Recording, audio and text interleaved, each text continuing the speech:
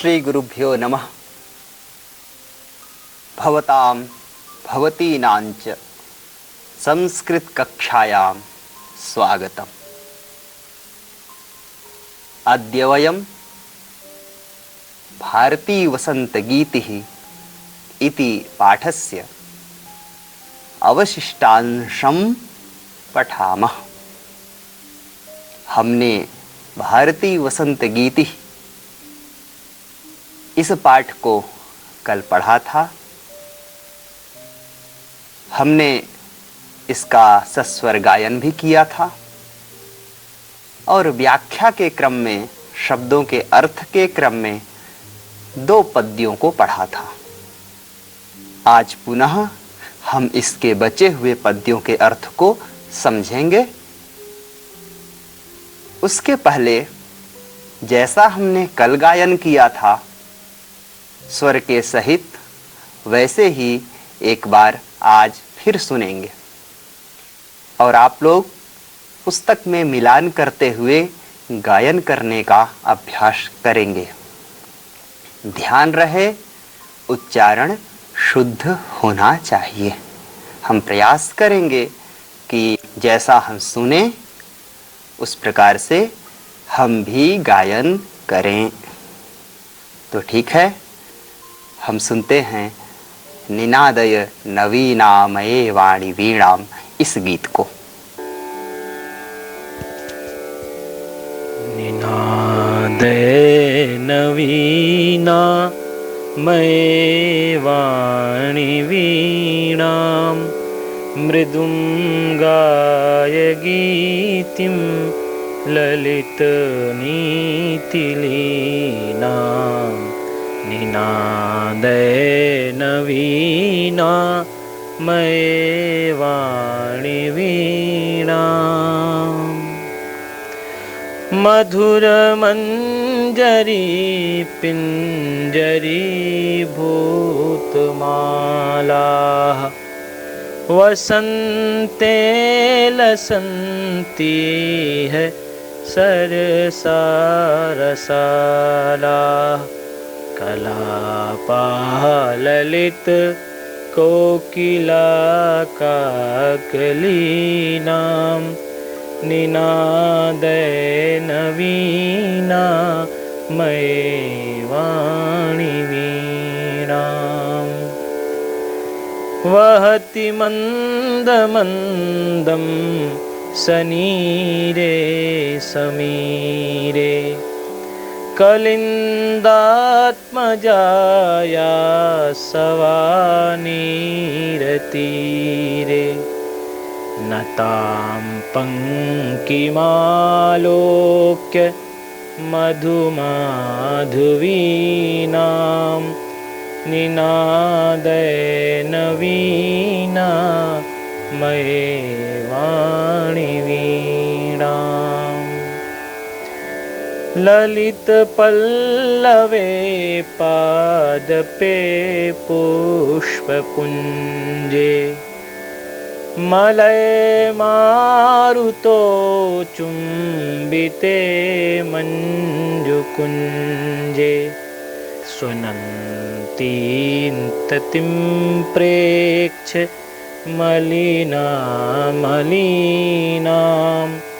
निनादय नवीना मये वाणी वीणाम लतानां नितान्तं सुमं शान्तिशीलम् चलेदुच्छलेत्कान्तसलीलं सलीलं तवाकर्ण्यवीणा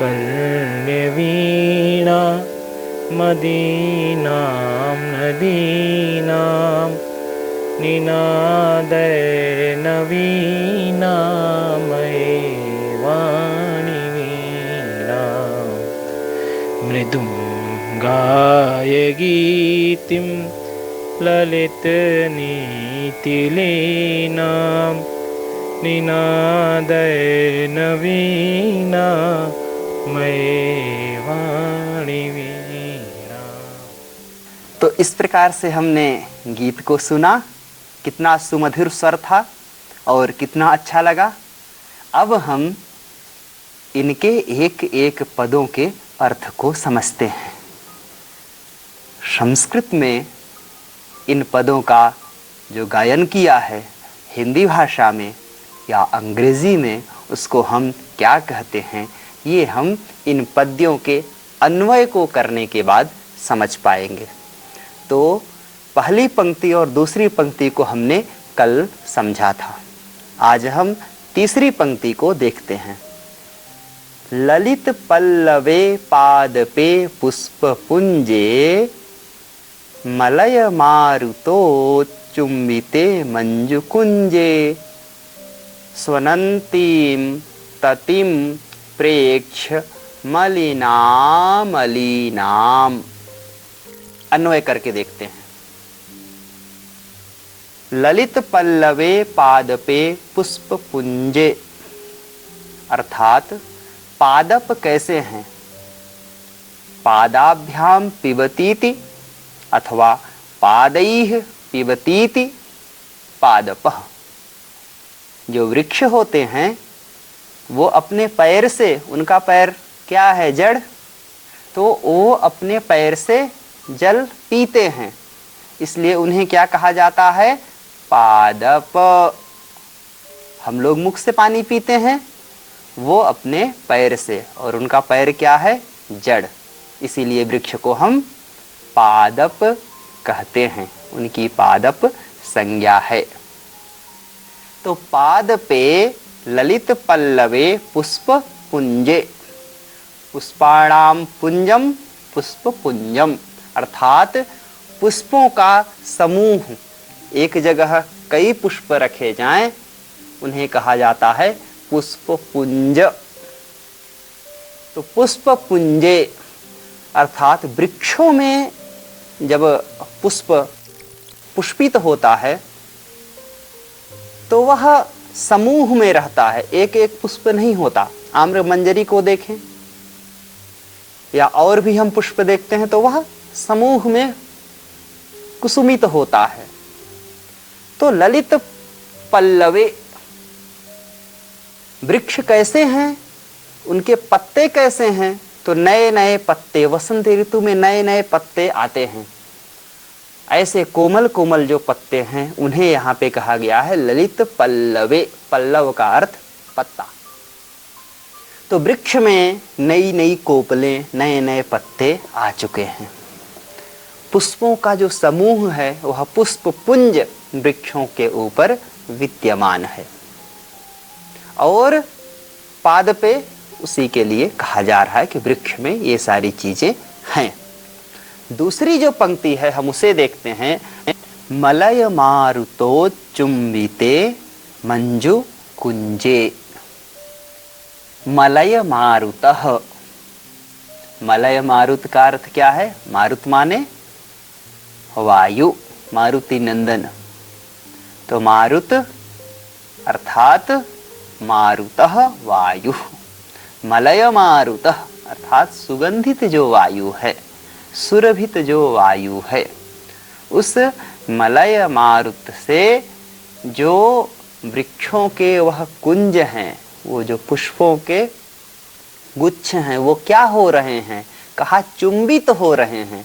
जो वायु बह रही है वह उनका चुंबन करते हुए, उनका स्पर्श करते हुए आगे बढ़ करके जा रही है। तो मंजु कुंजे, वह जो कुंज है, छोटा उद्यान है, निकुंज है, वृक्षों से और पुष्पों से परिलक्षित है, उस पुष्प कुंज को वायु अपने वेग से बह रही है और उसका स्पर्श करते हुए, उस पुष्पों का चुंबन करते हुए और जा रही है। तीसरी पंक्ति में कहते हैं स्वनंतीम ततिम प्रेक्ष मलिनाम अलीनाम। स्वनंतीम अर्थात ध्वनिम कुर्वन्तीम। स्वनंतीम का स्वनंती अर्थात ध्वनि करती हुई, स्वनंतीम अर्थात ध्वनि करती हुई को द्वितीयांत रूप होगा, तो कौन ध्वनि कर रहा है? तो कहते हैं मलिनाम अलीनाम ततिम। ततिम अर्थात श्रेणी, पंक्ति। जो भौरों की पंक्तियां होती हैं, भौरा एक कहीं ऐसे तो चलते नहीं हैं, वो 2-2, 4-4, 10-10 समूह होता है, 100-100 का समूह होता है। तो जब समूह में वो चलते हैं तो उसे तति कहा जाता है, पंक्ति कहा जाता है या श्रेणी कहते हैं। तो जो उनकी श्रेणी है, किसकी? मलिनाम अलीनाम। अलीनाम अर्थात द्विरेफाणाम, भौरे। जो भौरे होते हैं उन्हें अली कहा जाता है। तो उनकी जो पंक्ति है वह पंक्ति कैसी है? तो स्वनंतीम ततिम, ध्वनि करती हुई तति है। पूरा वाक्यांश हम एक बार देखते हैं। स्वनंतीम ततिम प्रेक्ष्य मलिनाम अलीनाम, अर्थात अलीनाम स्वनंतीम ततिम प्रेक्ष्य। प्रेक्ष्य अर्थात देख करके, या प्रेक्ष्यति, प्रेक्ष्यतः, प्रेक्ष्यन्ति। जब इसका लोट लकार में रूप करेंगे तो रूप बनेगा प्रेक्ष्य, लोट लकार मध्यम पुरुष एक वचन। तो कवि का तात्पर्य है कि इस उद्यान की शोभा कितनी सुंदर है, उसकी सुंदरता का वर्णन किया। और वहां पर जो भौरों के गुंजायमान स्वर हैं, उस गुंजायमान स्वर को देख करके, पल्लवित पुष्पों और पत्तों को देख करके कवि के मन में यह भाव आया कि अये वाणी वीणाम नवीनाम वीणाम निनादय। किसी नए स्वर का सूत्रपात कीजिए, किसी नए स्वर वाली तंत्री को, वीणा को बजाइए। अगली पंक्ति हम देखते हैं। लतानाम नितांतम सुमम शांतिशीलम चलेत उच्छलेत कांत सलिलम सलीलम तवाकर्ण्य वीणाम अदीनाम नदीनाम अये वाणी वीणाम निनादय नवीनाम अये वाणी वीणाम। इस पद्य में कहते हैं लतांतम नितांतम सुमम शांतिशीलम, अर्थात उस उद्यान की शोभा बढ़ाने में जो पुष्प हैं वह भी अपना योगदान दे रहे हैं। वे पुष्प भी, वे लताएं भी शांति युक्त जो वातावरण है उसकी शोभा को और अधिक बढ़ाते जा रहे हैं। कैसे?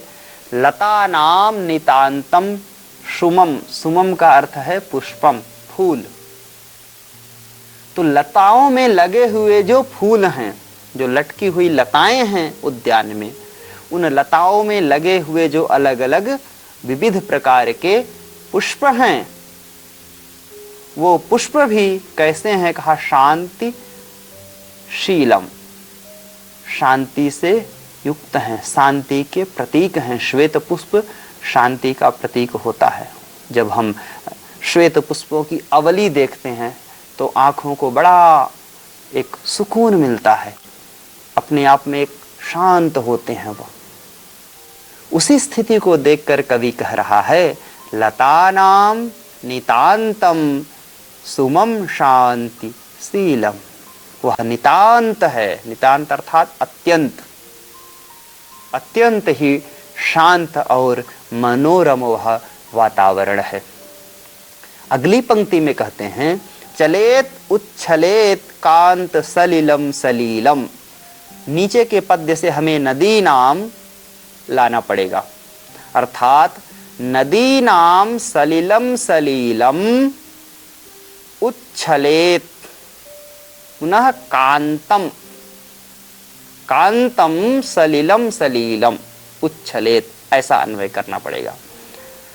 सुबह सुबह जब हम नदी के किनारे जाएं और देखें हल्की मंद मंद वायु चल रही होती है, तो उसकी छोटी छोटी लहरें उठती हैं, जल की छोटी छोटी तरंगें उठती हैं।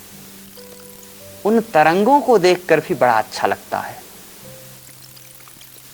उस तरंग को भी यहां पे वर्णित किया गया है। पद्य क्या है? नदीनाम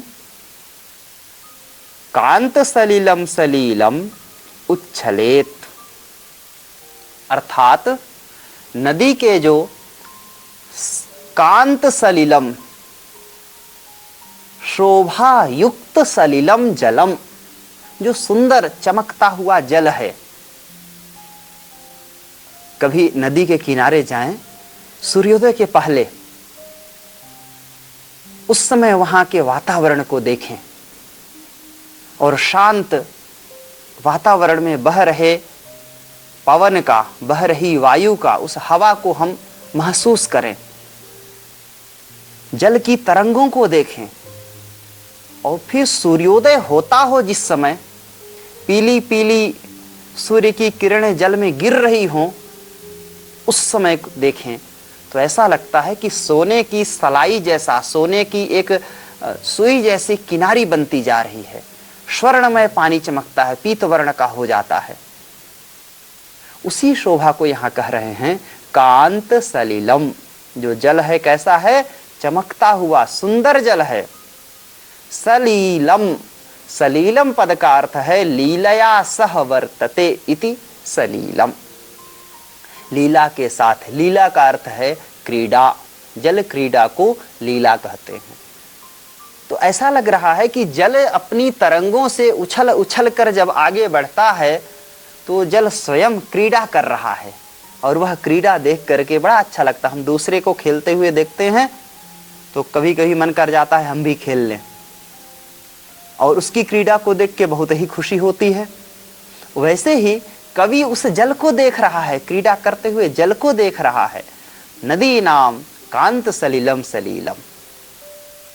आगे कहते हैं तवाकर्ण्य वीणाम अदीनाम। अदीनाम नदीनाम, यहां पर अदीनाम विशेषण बन रहा है नदी नाम में। और आकर्ण्य, किम आकर्ण्य? वीणा स्वरम आकर्ण्य, वीणा के स्वर को सुन करके। किसके वीणा के स्वर को? तव वीणा स्वरम आकर्ण्य, तुम्हारे वीणा के स्वर को सुन करके जो नदी का जल होगा वह और उच्छलेत, गति को बढ़ा देगा। यह सुरभित जो वातावरण है, सुरम्य जो वातावरण है, वह वातावरण अगर आपके वीणा की ध्वनि को सुनेगा तो और अधिक आह्लादित हो जाएगा, और अधिक मनोरम हो जाएगा।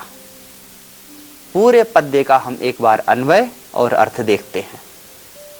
लतानाम नितांतम शुमम शांतिशीलम चलेत, पुनः तव वीणाम आकर्ण्य अदीनाम नदीनाम कांत सलिलम शैलीलम उच्छलेत। अर्थात यह जो चलती हुई वायु है, उस वायु से नितांत शांति से युक्त, अत्यंत जो शांत पुष्पों से आच्छादित वातावरण है, उद्यान है, वह आपके वीणा के स्वर को सुन करके, और जो यह अदीना नदी है, इस नदी का जो वारी है, जल है, वह जल भी आपकी वीणा को सुन करके और अधिक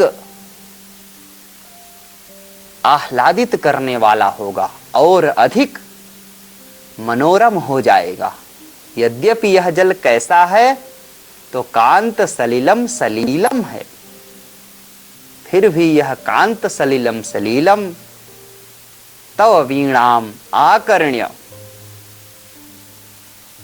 और अधिक प्रभाव वाला होगा और अधिक शोभादायक होगा। इसलिए हे स्वर की देवी भगवती, आप एक नए स्वर का सूत्रपात कीजिए, एक नए स्वर को दीजिए, वीणा बजाइए। इस प्रकार से हमने संपूर्ण चारों पद्यों को समझा। इनके पदों के अर्थ को हम अभ्यास के पहले भी जो अंश शब्दार्थाह के अंतर्गत दिया गया है वहाँ देख सकते हैं। अभी हम कुछ प्रश्न का अभ्यास करेंगे, जिसके अंतर्गत कुछ लेखन क्रियाएं होंगी और आपको प्रश्नों के उत्तर भी देने होंगे। प्रश्नों के उत्तर इन्हीं पंक्तियों में जो हमने अभी पढ़ा है इसमें विद्यमान है। अभ्यास के अंतर्गत हम सबसे पहले उन प्रश्नों को और उनके उत्तरों को देखेंगे जिनमें एक वाक्य में ही हमें उत्तर देना होता है। अभ्यास में हम पुस्तक देख सकते हैं, लिखा है एक पदेन उत्तरम लिखत। पहला प्रश्न है कवि ही काम संबोधयति, अर्थात कवि इस काव्य में, इस कविता में कवि ने संबोधन किसे किया है, किसे संबोधित करके ये कविता की गई है। उत्तर होगा सरस्वती, क्योंकि अये वाणी यह पद प्रयोग किया गया है। इसी तरह अगला प्रश्न है कवि ही वाणीम काम वादयितुम प्रार्थयति, जो कवि है वह क्या बजाने के लिए प्रार्थना कर रहा है। वाणी से अर्थात सरस्वती से क्या बजाने की प्रार्थना कर रहा है। उत्तर होगा वीणाम, अर्थात वीणाम वादयितुम प्रार्थयति।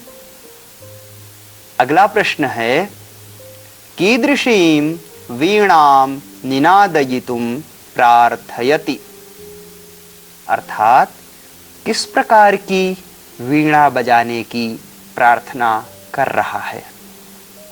हमने पढ़ा था नवीनाम वीणाम, एक नई वीणा, एक नया स्वर, तो इसका उत्तर होगा नवीनाम वीणाम वादयितुम प्रार्थयति। अगला प्रश्न है सरसाः रसालाः कदा लसन्ति, सरसाः रसालाः कदा लसन्ति, अर्थात रस से भरे जो रसाल हैं, आम्र फल है, वह कब पेड़ों पे शोभा को प्राप्त करते हैं, कब वृक्ष पर आते हैं। उत्तर होगा वसंते, वसंत ऋतु में, ग्रीष्म ऋतु में वह आते हैं। पद्य के आधार पर वसंते। आगे हम देखते हैं गीतिम कथम गातुम कथयति, गीति को जो गान है वह कैसे गाया जाए